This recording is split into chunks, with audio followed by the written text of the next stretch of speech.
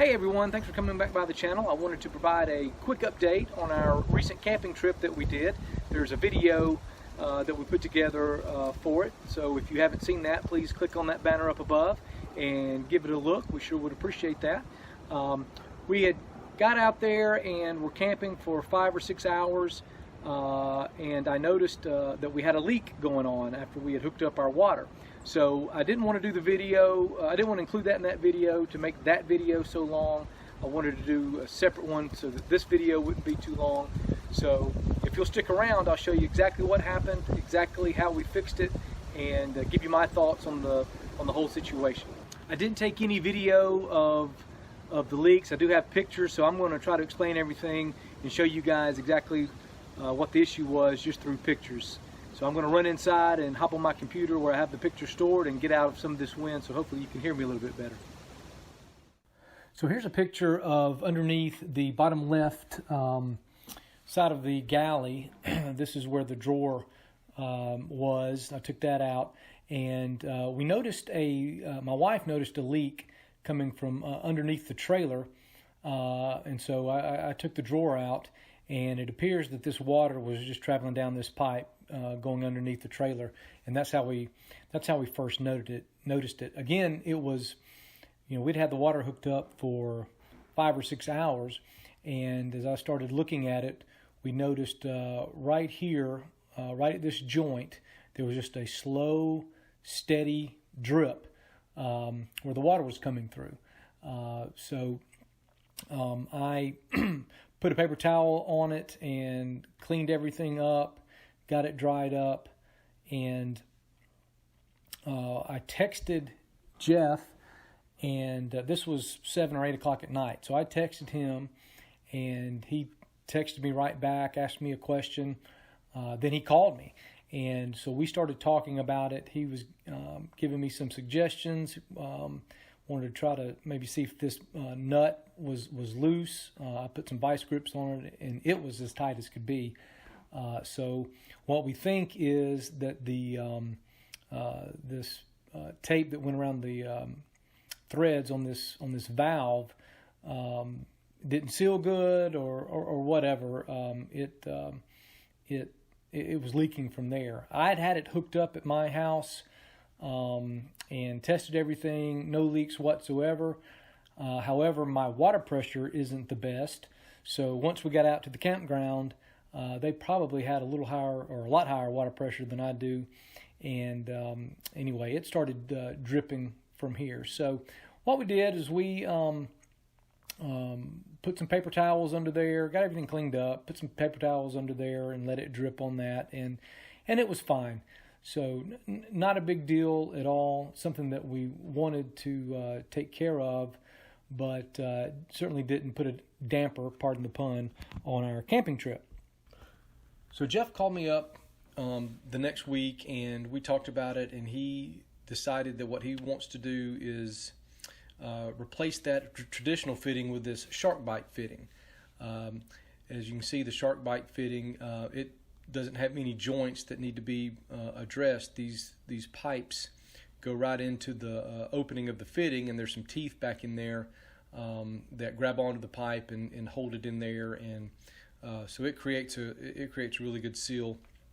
You can see here the comparison with the traditional what valve, what he had been using, and what he said was going forward he's going to start using the shark bite valve in all of his campers, which is pretty cool, because he's doing that not because he's had multiple reports of leaks in the campers, but he's doing that because he's only had one report, and he wants to nip that in the bud to so that nobody has a leak going forward. So Jeff wanted to actually drive all the way to my city and my house to get the fitting replaced, but we're about 3 hours away from my driveway to his shop, so I decided that I'll just meet him halfway. So that's what we did just this past week.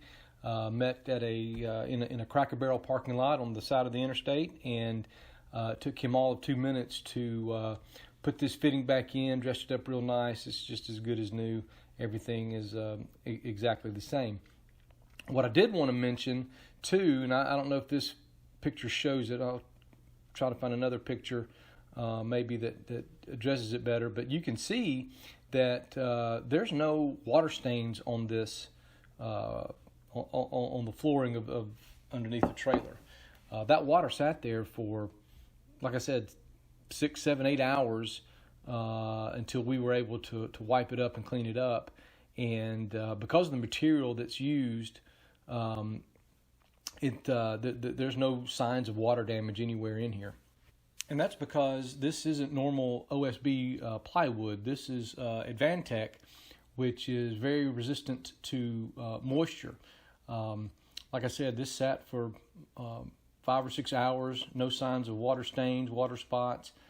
So it resisted that moisture, and it's also resistant to that humidity and condensation.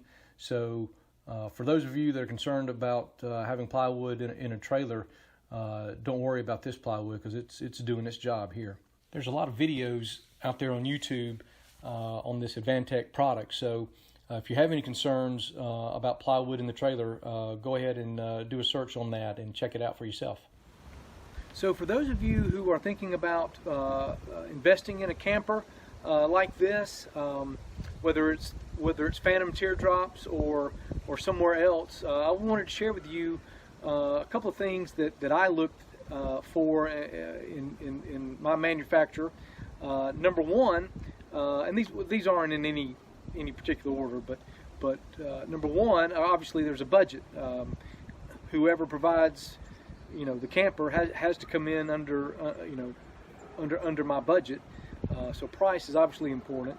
Number two is the quality of the build, quality of the materials that are used, and number three for me is the customer service aspect of it. I'm in sales, and I treat my customers a certain way, and they expect that from me. So I have those expectations on whoever I'm doing business with. Responsiveness to phone calls or texts or emails, willingness to troubleshoot something over the phone, and certainly in this case, the willingness to travel and to ship parts to me and to travel to help me out, lets me know that I made the right decision in going with Jeff and Fantom Teardrops. It's just been a great experience so far, and I have full confidence that whatever other issue I have with this trailer, whether it's my fault or their fault or whatever, an accident, that they're going to help me take care of it as quickly as they can. So I would urge everyone out there that put on your list of priorities. How are you treated? Are they returning your phone call? Are they returning your email? That will give you a good indication of how you're going to be treated after you've already stroked in the check. So just wanted to throw that out there. That's just my words of wisdom going through this process as a beginner to all of this. So again, I want to thank you for watching the video, and if you did enjoy it, please give us a thumbs up and consider subscribing to us. That's always very much appreciated.